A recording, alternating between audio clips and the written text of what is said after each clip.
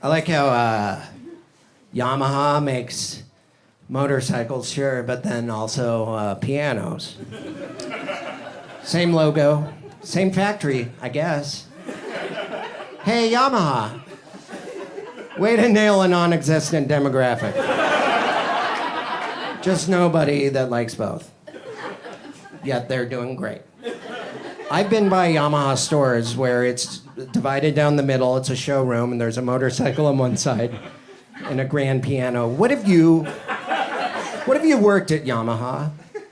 You're a salesperson, and you sell a piano to like a concert pianist. And you're like, hey, enjoy tickling those keys, maestro. And then in your voice, you hear your boss like, be sure to upsell to the motorbikes. I don't think he's gonna. Oh. Hey, piano man. How do you feel about the wide open road? Doesn't make sense. It's like if I went around with a trench coat and I'm like, hey man, you want to buy a watch? No? Hey, how about a ham sandwich?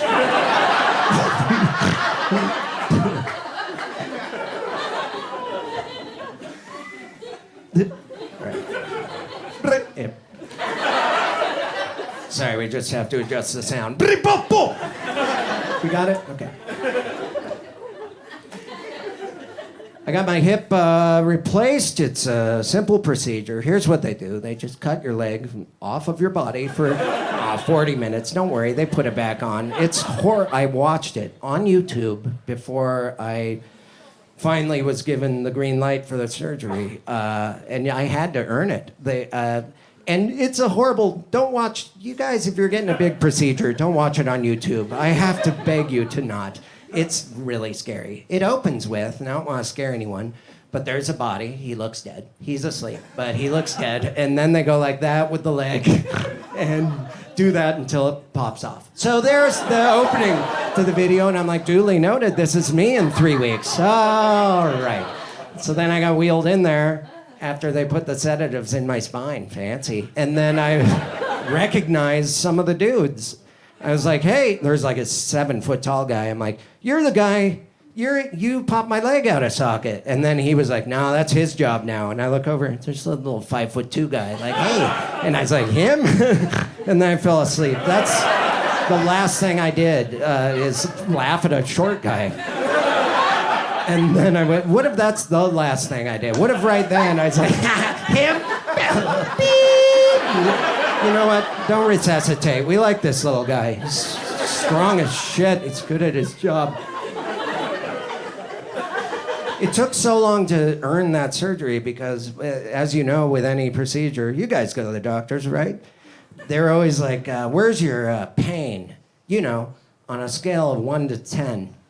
And I'm like, well, that doesn't help any. I don't know what my number means. We all, like, of 10 being the most pain in the world, my limp, it could get really bad. You'd have to, we all know that a 10 is like a Civil War general in a field getting his leg amputated by just a whiskey-dipped saw as he, bites down on a lithograph of his baby.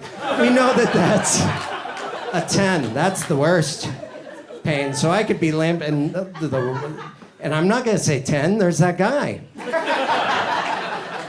So he's like, I don't know, a 6? People still catch on fire.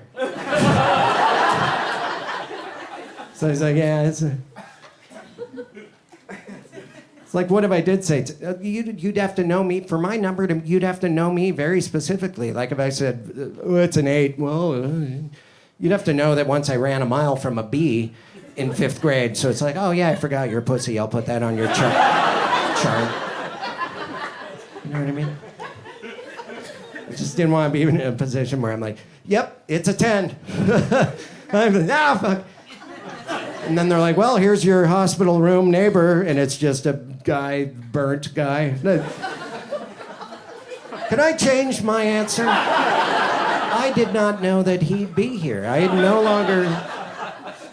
Where's your pain? Oh, your hip hurts? Where's your pain? Compared to the Battle of Charleston.